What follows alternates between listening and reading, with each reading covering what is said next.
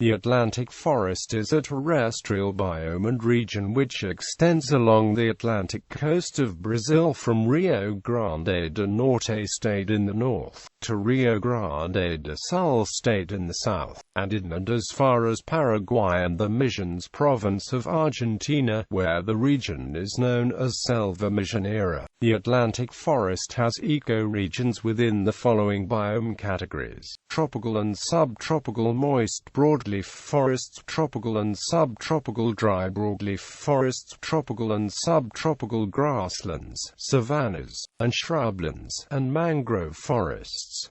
The Atlantic Forest is characterized by a high species diversity and endemism. It was the first environment that the Portuguese colonizers encountered over 500 years ago, when it was thought to have had an area of 1 million to 1,500,000 square kilometers, and stretching an unknown distance inland. Over 85% of the original area has been deforested, threatening many plants and animals with extinction currently. The Atlantic Forest spans over 4,000 square kilometers along the coast of Brazil and in a small part of Paraguay and Argentina. Ecology. The Atlantic Forest region includes forests of several variations. Restinga is a forest type that grows on stabilized coastal dunes. Restinga forests are generally closed canopy short forests with tree density. Open Restinga is an open, savanna-like formation with scattered clumps of small trees and shrubs and an extensive layer of herbs, grasses, and sedges. Tropical moist forests are forests that receive more than 2,000 millimeters of rain a year. This includes lowland tropical moist forests, submontane tropical moist forest, and montane tropical moist forest. Tabular forests are found over very moist clay soils, and tabular savannas occur over faster draining sand soils. These are humid areas that rely on water vapor from the ocean. Further inland at the Atlantic, dry forests are seasonal forests, which form a transition between the arid caatinga to the northeast and the cerrado savannas to the east. These forests are lower in stature, more open, with high abundance of deciduous trees and lower diversity when compared to tropical moist forests. These forests have between 700 to 1,600 millimeters of precipitation annually, with a distinct dry season. This includes deciduous and semi-deciduous seasonal forests, each with their own lowland and montane regions.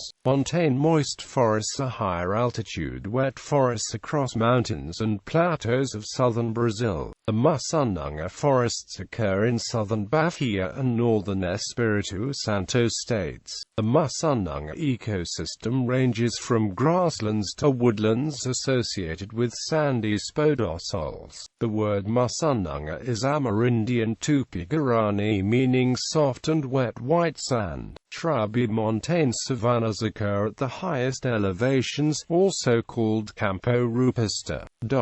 The Atlantic Forest is unusual in that it extends as a true tropical rainforest to latitudes as high as 24 degrees south. This is because the trade winds produce precipitation throughout the southern winter. In fact, the northern zona da Mata of northeastern Brazil receives much more rainfall between May and August than during the southern summer. Geography. History. During glacial periods in the Pleistocene, the Atlantic Forest is known to have shrunk to extremely small fragmented refugia in highly sheltered gullies, being separated by areas of dry forest to semi-deserts known as caatingas. Some maps even suggest the forest actually survived in moist pockets well away from the coastline where its endemic rainforest species mixed with much cooler climate species. Unlike refugia for equatorial rainforests. The refuges for the Atlantic forest have never been the product of detailed identification. Biodiversity. Despite so little forest remaining, the Atlantic forest remains extraordinarily lush in biodiversity and endemic species, many of which are threatened with extinction. Approximately 40% of its vascular plants and up 60% of its vertebrates are endemic species, meaning they are found nowhere else in the world. The official threatened species list of Brazil contains over 140 terrestrial mammal species found in Atlantic forest. In Paraguay there are 35 species listed as threatened, and 22 species are listed as threatened in the interior portion of the Atlantic forest of Argentina. Nearly 250 species of amphibians, birds, and mammals have become extinct due to the result of human activity in the past 400 years. Over 11,000 species of plants and animals are considered threatened today in the Atlantic forest. Over 52% of the tree species and 92% of the amphibians are endemic to this area. The forest harbors around 20,000 species of plants, with almost 450 tree species being found in just 1 hectare in some occasions. New species are continually being found in the Atlantic forest. In fact, between 1990 and 2006 over 1,000 new flowering plants were discovered. Furthermore, in 1990 researchers rediscovered a small population of the black-faced lion tamarin, named for its distinguishing bright blonde hair, was discovered in northeastern Brazil at the Pernambuco Endemism Center in 2006.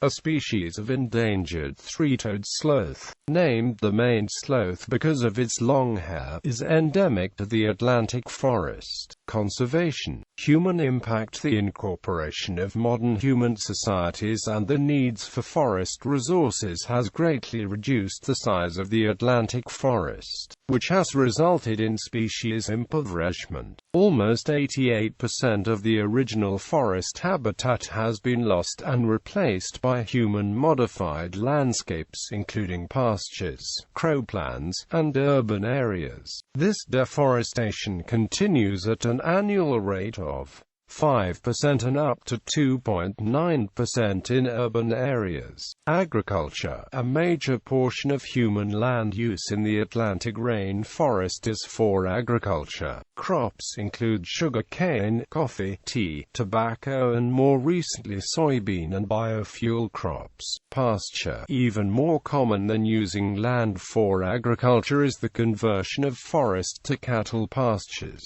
This is commonly done by method of slash and burn, which increases a forest's chance of human-induced burning. Hunting. Species in a fragmented forest are more susceptible to decline in population size because they are in an confined area that is more accessible to hunters. Larger animals make up the highest percentage of biomass. These animals are also the most rewarding to hunters and are heavily hunted in accessible fragments. This results in a change in species interactions such as seed dispersal and competition for resources. Logging. Logging removes 10 to 80% of the canopy cover of a forest, making that habitat more susceptible to natural elements such as wind and sunlight. This causes an increase in forest heating and desiccation. Large amounts of organic litter and debris builds up, which results in an increase in forest vulnerability to fires. Additionally, logging roads create accessibility for humans, and therefore increases the amount of human land disturbances and decreases the amount of natural forest fire. Human activity such as logging causes an increase in debris along forest floors that makes the Atlantic forest more susceptible to fires. This is a forest type that is not accustomed to regular fire activity, so human-induced fires dramatically affect the forest understory because plants do not have fire adaptations. In result, the forest becomes even more vulnerable to secondary fires, which are far far more destructive and kill many more species, including large trees. Results of human activity. Habitat fragmentation leads to a cascade of alterations of the original forest landscape. For example, the extent of human disturbances, including habitat destruction, in the Atlantic forest has led to an extinction crisis. The endemic species in this region are especially vulnerable to extinction due to fragmentation because of the small geographic ranges and low occurrence. In a study of the Atlantic forest fragments, community-level biomass was reduced to 60% in plots less than 25 hectares. Key ecological process such as seed dispersal, gene flow, colonization and other processes are disturbed by fragmentation. With many key vertebrate seed dispersers going extinct, it is predicted that many regional, fruit-bearing tree species in the Atlantic forest will become extinct due to failure of seedling recruitment and recolonization. With all these species already threatened, it is predicted that with the persistence of current deforestation rates, the Atlantic forest will see continued extinction of species.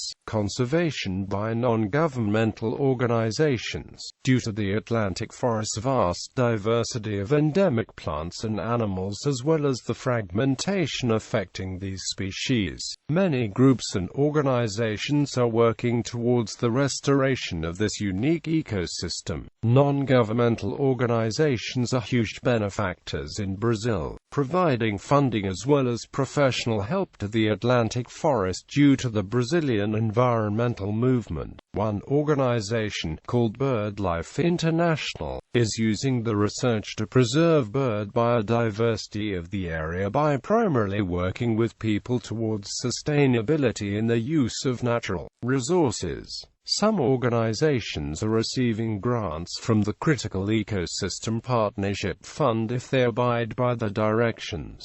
These include Species Protection Program, the program for supporting private natural heritage reserves, the Institutional Strengthening Program, another strategy being implemented to maintain biodiversity within the Atlantic forest is creating wildlife corridors. The World Bank is donating $44 million to create a corridor, which will be known as the Central Biodiversity Corridor, in the Atlantic forest and one in the Amazon. The Brazilian Development Bank has been financing, with non-reimbursable loans, 16 to 18 ecosystem restoration projects totaling 3,500 hectares and costing approximately $22 million under the so-called initiative of endemism.It, Atlantica. In order to preserve diversity, the state of São Paulo has created the Restinga de Bertioga State Park, a 9.3 thousand hectares park which also serves as a wildlife corridor linking the coastal regions to the Serra da Mar mountain range. Some organizations, such as the Nature Conservancy, are planning to restore parts of the forest that have been lost and to build corridors that are compatible with the lifestyles of the native people. The Amazon Institute is active in reforestation efforts in the northeastern state of Pernambuco, Brazil. During 2007, João Milanes and João Stanulones have planted 5,500 new trees in the mountains, commencing with gravata, adding to the precious little ancient forest left. The Pact for Atlantic Forest Restoration has assembled over 100 businesses, non-governmental and governmental organizations around the goal of having 15 million hectares of the original ecosystem restored by 2050. Ecoregions.